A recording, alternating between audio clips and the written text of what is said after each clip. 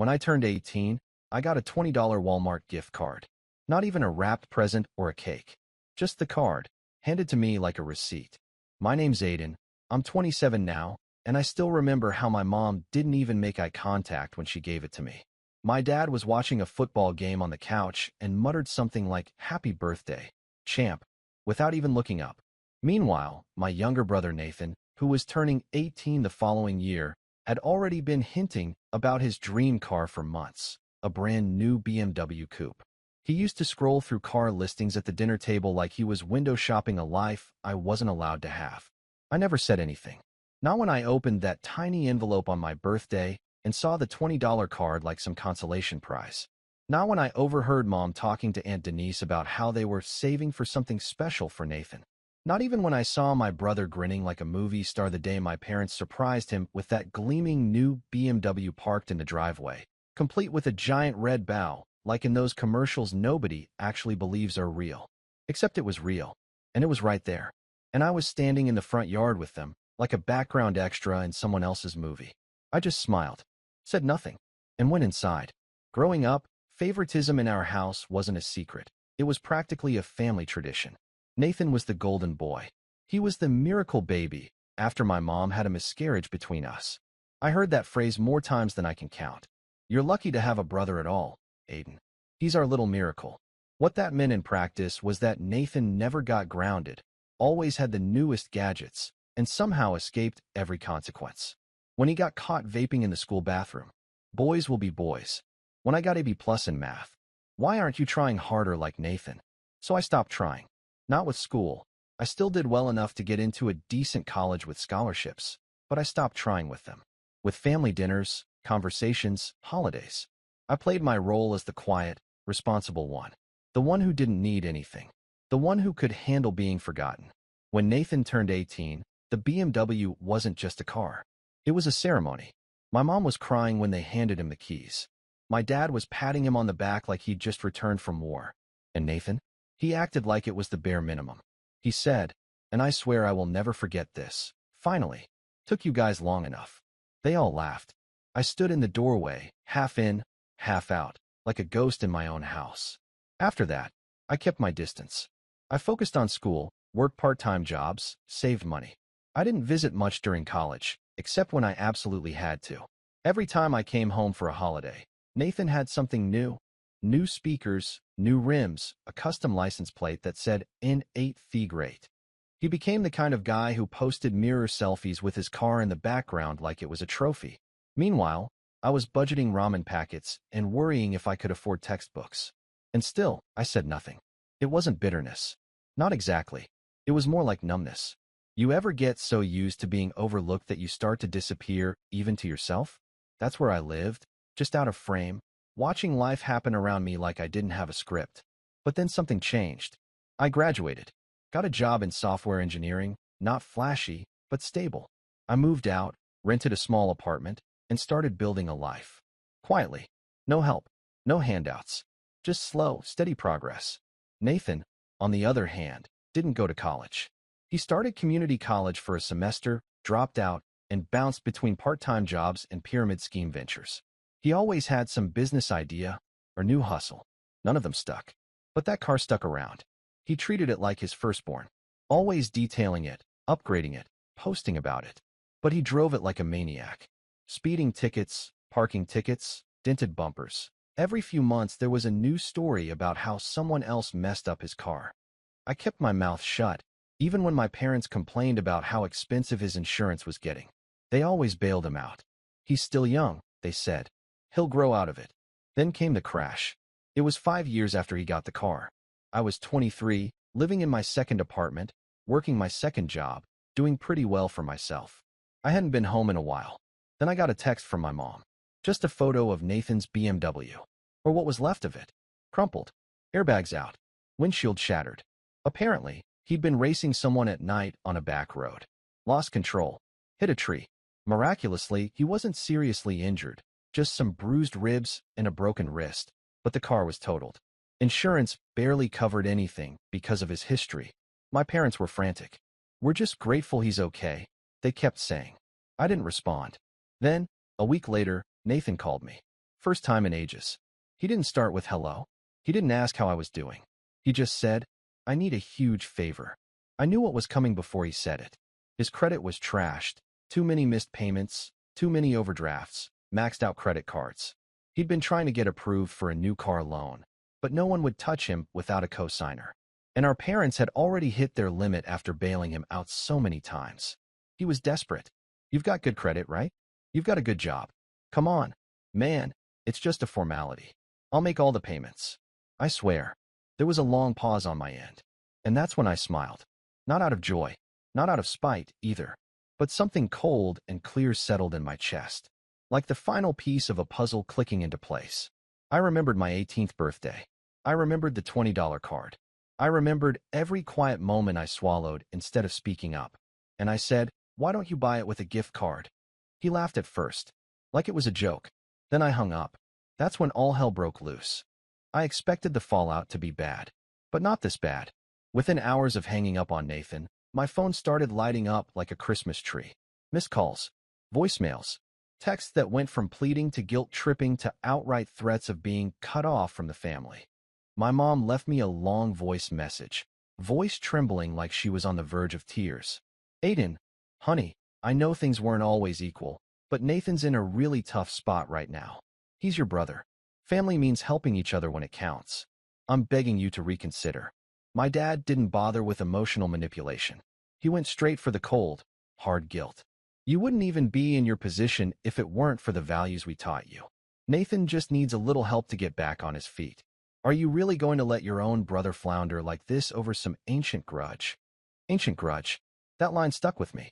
It wasn't about the car or the gift card or even the years of being the family afterthought. It was the fact that when I finally stood up for myself, just once, they acted like I was the villain. Like I had some moral obligation to keep propping up the same guy who'd been handed everything I never got, only to crash and burn every opportunity. I didn't reply, so they came to me. 2 days later, I was eating lunch on my apartment balcony when I heard the knock. I had a bad feeling before I even opened the door. Sure enough, it was my parents. My mom had that look she always wore when she wanted something. Part guilt, part martyrdom. My dad had his arms crossed like he was here on official business. They didn't ask if they could come in. They just did. We need to talk, Mom said, already scanning my apartment like she was evaluating it for judgment. You've really got a nice place, Dad muttered, almost like an accusation. I leaned against the kitchen counter, arms folded. So talk. Mom went first, of course. She always did when they needed something. Sweetheart, we know Nathan's made mistakes. But he's your brother. And he's scared. He needs a car to get to work. What work? I interrupted. Last I heard, he quit his job at the car wash because his crypto startup was taking off. Her smile faltered. Well, yes, but he's applying around. He's really turning over a new leaf. This accident was a wake-up call. He's serious now. He even said he wants to pay you back with interest. I stared at them. Why not co-sign for him yourselves? Dad's jaw tightened. We already tried. Our credit's tied up. We've done everything we could. No, I said. You've done everything for him. Not for me. Mom blinked fast. Aiden, that's not fair, isn't it? Let me rewind for a second, because this moment didn't just come out of nowhere. It had been building for years. And the deeper I dug into my own memories after they left that day, the more I realized just how much I had buried to keep the peace. I was 10 when Nathan flushed my science project down the toilet because he needed the table space. I was the one who got grounded for yelling at him. I was 13 when he convinced our parents that I stole $50 from Dad's wallet, which I didn't, but they believed him anyway. I was 16 when I got my first job at a grocery store to save for college. Nathan got a PlayStation 5 the following Christmas, because it wasn't fair that Aiden had his own money and Nathan didn't. When I got into college, my parents clapped politely. When Nathan announced he was dropping out of community college to pursue music, they threw him a party with a Follow Your Dreams cake. Every step of my life felt like walking uphill while he had a personal escalator. And now here they were, standing in my apartment, acting like I was the one who needed to make amends. Aiden, my mom said gently, you know we love you just as much. You've always been the strong one. We didn't worry about you because you were so independent. That's not love, I said. That's neglect. That hit her like a slap. My dad stepped in then, bristling. Look, son, We didn't come here to get lectured. We came to ask for your help. Just help your brother get back on his feet. That's what families do. I smiled, but there was no warmth behind it. Families also don't leave one kid to fend for himself while pampering the other like a prince. You're exaggerating. Am I? I opened my laptop and pulled up a folder I'd quietly started compiling after the BMW crash. Screenshots, receipts, everything from the past decade. Let's look at birthdays. 18. Nathan gets a BMW. I get a $20 gift card. 21. Nathan gets a trip to Miami. I get a phone call 3 days later. College graduation. You missed my ceremony, but flew out for Nathan's short film festival. He didn't even finish the film. My mom sank into the couch, silent. My dad looked like he wanted to argue, but couldn't find a foothold. I didn't raise my voice. I didn't need to. I was calm, and that made it worse for them. I'm not angry anymore, I said quietly. I just finally see it for what it is. You picked favorites, and now you're mad that I finally picked me. The silence in the room was deafening. They left not long after that. My mom hugged me stiffly. My dad gave a nod, like he was acknowledging a deal that didn't go through. They didn't say goodbye, but it didn't end there. A few days later, I started getting messages from extended family. Aunt Denise, Uncle Ray, even cousins I hadn't spoken to in years. All of them parroting the same line. He's your brother. You're being selfish. Money isn't everything. Turns out, my parents had made a few calls of their own. They painted me as the cold, successful son who'd abandoned his roots. Nathan was the victim in their version. The poor kid who'd lost everything and just needed one last lifeline. Then came the twist I didn't see coming. Nathan showed up at my work. Yeah, he walked into my office building like it was a casual visit. My receptionist buzzed me. There's a guy here asking for you. Says it's urgent. Nathan something. My stomach dropped. He looked different. His wrist was still in a brace, but it wasn't that. He looked tired, like reality had finally started tapping at his door. I met him in the lobby, arms crossed, keeping my tone even. You shouldn't be here. Look, man, he started. I didn't want it to get this messy. I didn't ask Mom and Dad to go nuclear. I said nothing. He rubbed his face. I screwed up. I know I did. I crashed the car. I maxed out my cards. I messed up my credit. But I'm trying now. I'm applying to real jobs. I even signed up for night classes. I just need a second chance. I stared at him for a long time. This wasn't the arrogant kid who posed in front of his car with fake Gucci. This was someone who'd finally hit a wall. But even then, I couldn't forget. You had a chance, I said. You had every chance. You were handed things I begged for. You wasted them. And now you want me to fix it. I'm not asking you to fix it, he said quickly. Just help. Just co-sign. I'll do the rest. No, I said. And that's when the last mask fell. Nathan's face twisted. You're just jealous. You always were. That's why you're doing this. You think I didn't see how bitter you looked every time I got something you didn't? You were too boring to get any of it. That's why Mom and Dad. I didn't let him finish. I turned and walked away. Didn't yell. Didn't look back. But in that moment, something inside me snapped. Not out of anger. Out of clarity. This wasn't just about a car. Or a loan. Or even family. This was about power. About who held it for the first time. And I was finally holding it. When I left Nathan standing in the lobby, something shifted in me. It wasn't immediate. I didn't walk away with fireworks in my chest or some grand sense of victory. What I felt was quieter, colder, an exhale after holding my breath for years. But underneath that, buried deep, was a knot I hadn't realized I'd been carrying. A knot made of old guilt, warped family loyalty, and a longing to be seen. And for the first time, I wasn't trying to untangle it. I was letting it go. The fallout came swiftly. My parents stopped talking to me altogether. The daily guilt-tripping texts from Mom turned into cold silence. No good morning messages, no links to dog videos, no passive-aggressive Bible quotes. Just nothing. Dad, who never texted much anyway, blocked me on Facebook. I only found out because a mutual friend mentioned that he'd been posting updates about letting go of negative people and choosing family who chooses you back. My name wasn't mentioned, but it didn't have to be.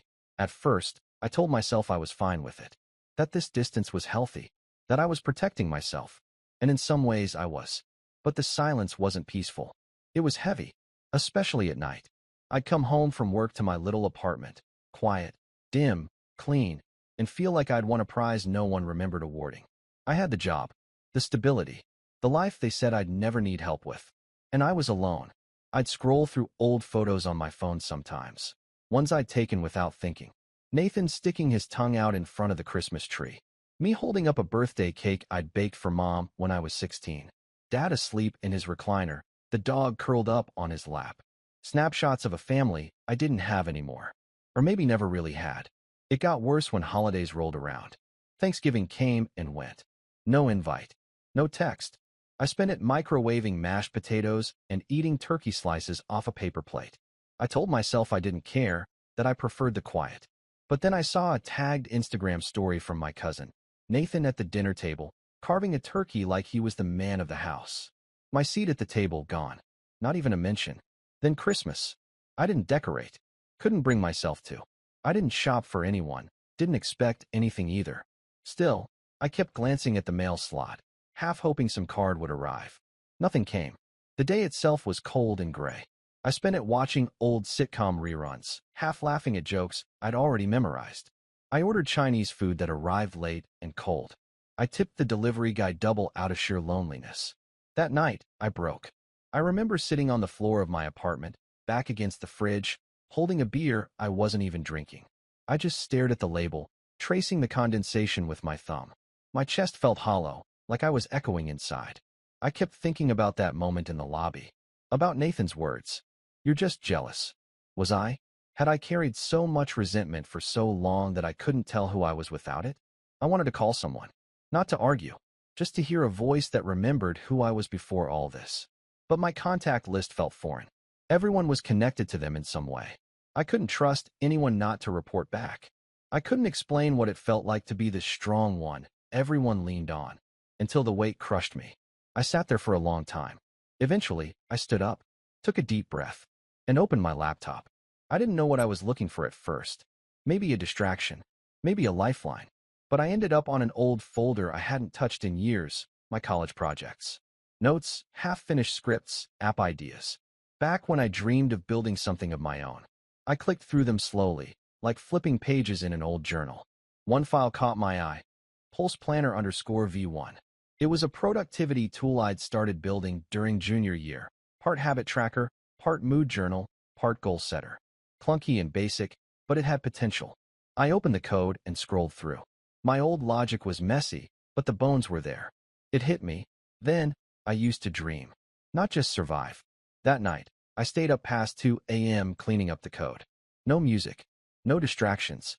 Just me and my laptop. For the first time in months, my mind wasn't spiraling. I was building. That became my rhythm. Work during the day. Build at night. I poured myself into Pulse Planner like it was oxygen. I gave it a cleaner interface, added analytics, connected it with wearable integrations. Slowly, it became more than a project. It became mine. I wasn't trying to prove anything. Not to Nathan. Not to my parents. Just to myself. Over time, the numbness eased. I started running again. Not far, just a few miles in the morning before work. Cleared my head. I signed up for therapy, something I'd resisted for too long. The first session, I barely spoke. But the second, I cracked open a little. By the fifth, I was unpacking things I didn't know I still carried. Shame. Abandonment. The aching desire to be chosen. My therapist, a calm older guy named Mark, said something that stuck with me. You spent your whole life trying not to rock the boat. But the boat was already sinking. You were just trying not to get blamed for the leak. It hit me like a punch. Because he was right. The more I looked back, the more I realized how many times I'd minimized myself to make others comfortable. How often I'd swallowed anger just to keep the peace. I wasn't angry at Nathan for getting the car. I was angry that I was taught not to ask for anything. That being quiet and selfless was supposed to be enough. That when it wasn't, they shrugged and said, well, you're the strong one. I wasn't weak for finally saying no. I was healing. And the more I healed, the more things started falling into place. Pulse Planner picked up traction on a small productivity subreddit. Someone posted a screenshot and called it clean, focused, and actually useful. That post got traction. A few hundred upvotes. Then 1,000. I made a landing page, offered a beta sign-up. Within a week, I had over 600 sign-ups. Not much, but enough to see potential. I bought the domain, polished the branding, and turned it into a side hustle. I wasn't making real money yet, but it wasn't about that. It was about building something that reflected who I'd become, not who I was trying to appease. And then, out of nowhere, I got a text from Nathan. Hey, I know you don't want to hear from me, but I need to tell you something. It's not about the car. It's important. I stared at the message for a long time. The old me would have deleted it, blocked him, walked away. But I wasn't the old me. I replied, what is it? He said he'd rather talk in person. So I agreed to meet. Not because I wanted to reconnect. Because I needed to see what he looked like on the other side of rock bottom. I met Nathan in a quiet corner booth of a half-empty diner downtown. He'd picked the place, probably because it was neutral ground. Not our childhood home, not my apartment, and certainly not Mom and Dad's house. Just a faded vinyl booth with a sticky table and a buzzing overhead light that flickered every few seconds like it was trying to stay awake. Appropriate, I thought. Everything felt on edge. He looked tired, really tired. His hoodie was wrinkled, and his beard was patchy like he hadn't cared enough to shave properly. There was a deep cut on his cheek that had almost healed, but not quite, and his left wrist was still in the brace. But the biggest change wasn't physical, it was in his eyes. Nathan always had this smug, untouchable gleam about him, like the world was just a backdrop to his personal movie. That gleam was gone. I know I messed up, he said, skipping hello. I didn't respond. Just waited. I wanted to tell you. I think I finally get it now. What you've been trying to say all these years. About how unfair everything was. That got my attention. He looked down at the table. You know what the worst part was about wrecking that car? He gave a dry laugh. It wasn't the crash. Or the pain. It was the look on Mom's face when she picked me up from the hospital. She wasn't scared. She wasn't sad. She just looked tired. Like she didn't have anything left for me. I stayed silent. Nathan glanced at me. She told me I should call you. Said you'd be able to help. That you always helped. I snorted. I don't recall helping you very much. He didn't argue. There was a long pause before he finally said, you don't have to forgive me. But I wanted you to know you were right. I didn't earn any of it. I just expected it. And now that it's gone, I don't know who I am without it. There was something honest in that moment. Raw. Like the last thread of ego had finally snapped, and he was just standing there, exposed and shivering in the cold reality of adulthood. But then he said something that turned everything on its head. I found something, he said, pulling out a folded piece of paper from his hoodie pocket. Something Mom and Dad didn't want either of us to see. I raised an eyebrow. What is it? He pushed it across the table. An old letter from Grandma. She left something in her will. But it never got to you. I unfolded the paper slowly. It was a copy of a handwritten note. Faded, but legible. Dated 6 years ago. Aiden, you've always reminded me of your grandfather. Quiet, kind, and far too humble for your own good. I know your parents have always favored Nathan. I tried to talk to them about it, but they wouldn't listen. That's why I've made arrangements. I left something for you. Not just money, but land. The cabin. The one by the lake your grandfather loved. It's yours now. I told the lawyer to make sure of it. Don't let them convince you otherwise. Love, Grandma. I stared at the paper, my brain barely registering the words. The cabin? You're lying. I said automatically, my voice cold. Nathan shook his head. I swear I'm not. I found this in a box of Mom's old papers when I was staying at the house. I think they hid it from you. I don't know if they ever told the lawyer you were supposed to inherit anything. The gears started turning in my head. I hadn't been at the reading of Grandma's will. I'd been away at college and only got a call afterward.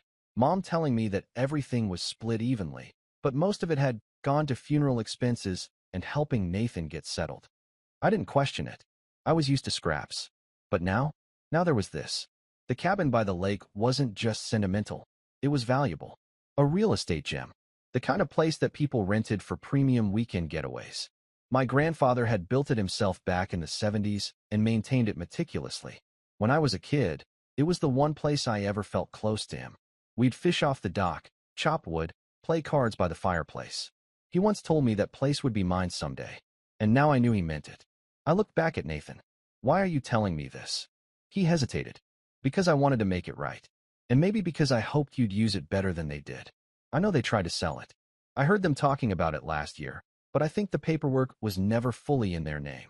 If you go to the county office. I didn't let him finish. Because in that moment, I wasn't sitting in a diner with my brother anymore. I was sitting at the threshold of something big. Something just. And for the first time, I wasn't reacting, I was planning. The next morning, I called in sick. Then I drove 2 hours out to the county records office in the small town near the lake. The place smelled like dust and old linoleum, and the clerk at the front desk looked like she hadn't updated her hairstyle since 1995. But she was kind, helpful, and after about 40 minutes of digging through property transfer documents and notarized forms, she handed me a file. The cabin was never transferred to my parents' name. It was still in my grandmother's. And in her will, attached, sealed, and signed, it clearly stated that the property was to be left to me. Not to be sold, not to be split, solely and entirely to me. It should have passed into my name automatically, but only if the family submitted the final documentation. Which, of course, they never did. They'd buried it. And now I had the proof. By law, all I had to do was file the claim with the probate court, along with the letter and a petition to reopen the estate for property transfer. It would take a few weeks, maybe longer, but it would work. And when it did, that cabin wouldn't just be a quiet piece of family memory. It would be leverage. Because if they tried to sell it again, or claimed I was stealing, I'd have the original will and the county's record on my side. Ironclad. But I wasn't done. Not by a long shot. The next few weeks were a blur of preparation. I filed the court documents, hired a lawyer, a no-nonsense woman named Lila who didn't flinch when I said, "They've been hiding this from me for 6 years," and started planning my next move. I didn't tell Nathan what I was doing. I didn't tell anyone. Instead, I started looking deeper. Into my parents' finances. Into Nathan's bankruptcy filings. Into the tangled mess of personal loans and co-signed credit cards I had never been involved in, but which my name had mysteriously popped up on once or twice, years ago. And the more I found, the angrier I got. Turns out, when I was 19, my parents used my social security number to apply for a store credit card in my name. They never spent much, just a couple $100s, but it was fraud. And it had quietly dinged my credit until I noticed and fixed it. I'd assumed it was a clerical error back then. Now I knew better. They hadn't just favored Nathan. They'd used me. Quietly. Safely. Because I never made noise. That was about to change. The final piece came together when I reached out to a local real estate developer who'd been eyeing the lakefront area. A polite man in his 40s with a clean-cut smile and a firm handshake. When I told him who I was, and that I'd soon hold full ownership of one of the last untouched properties on the lake, he lit up like a kid on Christmas morning. "I'm not looking to sell," I said. He raised an eyebrow. "Then why are you here?" "Because I want you to make an offer. On paper. A public one." He frowned, confused. "I'm not going to accept it. But I want to document it. Something my parents can see and panic over." His eyes sparkled with sudden understanding. I get it. You want them to think you're going to sell it out from under them." "Exactly." He grinned. "Revenge." I smiled back. "Justice." And just like that, the offer was drawn up. A formal, public bid filed through the county, tied to a developer's interest in turning the cabin into a historical lodge or boutique Airbnb. It wasn't binding, but it was real enough to get noticed. I made sure of it, because I knew the moment it hit the county bulletin board, my parents would find out. And they'd realize just how much they'd underestimated the quiet son, the one who didn't say anything. Until now. But I wasn't done yet. I didn't have to wait long for the fireworks. Exactly 9 days after the real estate developer posted the public offer for the cabin on the county board, just as I planned, I got a call from a number I hadn't saved. I let it go to voicemail. Then another. And another. For missed calls in one morning. All from Mom. Finally, my phone buzzed with a message. "What are you doing? Call me right now. Do not sell that property." The satisfying part wasn't the all-caps yelling. It was the fact that for once, they were scrambling, not me. I let the messages pile up. They came in waves. First panic, then guilt, then threats. My dad even tried the old, "You're making a huge mistake, son" routine. But the best one? The voicemail where he said, "That cabin was meant for family, not profit." As if I was the one who buried a handwritten letter from Grandma for 6 years. As if they hadn't tried to quietly sell the place behind my back just last year. When I didn't respond, they upped the pressure. Uncle Ray called me next. Said he was concerned about the family falling apart. Aunt Denise chimed in, saying, "Honey, your parents are older now, and stress like this isn't good for them." One cousin even offered to mediate a family discussion like I was a misbehaving tenant and not the legal owner of a property my grandparents left to me. But I didn't budge. Then came the final play. Nathan. He showed up at my apartment again. I didn't let him inside this time. We talked at the door. He looked more put together than last time. Clean clothes, a decent haircut, less of that sunken desperation in his face. I told them the truth, he said quietly. That you found the letter. That you're the legal heir. They're freaking out. I know, I said. That was the point. He gave a small, bitter laugh. They're saying they'll contest it. That grandma was confused. That you forged something. I didn't, I said simply. And if they try, I've got the lawyer, the original will, the county office records, and grandma's lawyer's signature confirming everything. Let them burn money on a losing battle. Nathan looked at me for a long moment. You're really going to go through with it? I leaned against the doorframe. No, I'm not going to sell the cabin. I'm just going to renovate it. Turn it into a retreat. Maybe something for local riders or veterans. Something good. Something she would have wanted. He blinked. You're serious? I didn't do all this for revenge, I said. That was just the bonus. The renovations began 3 weeks later. It was a small cabin, but sturdy.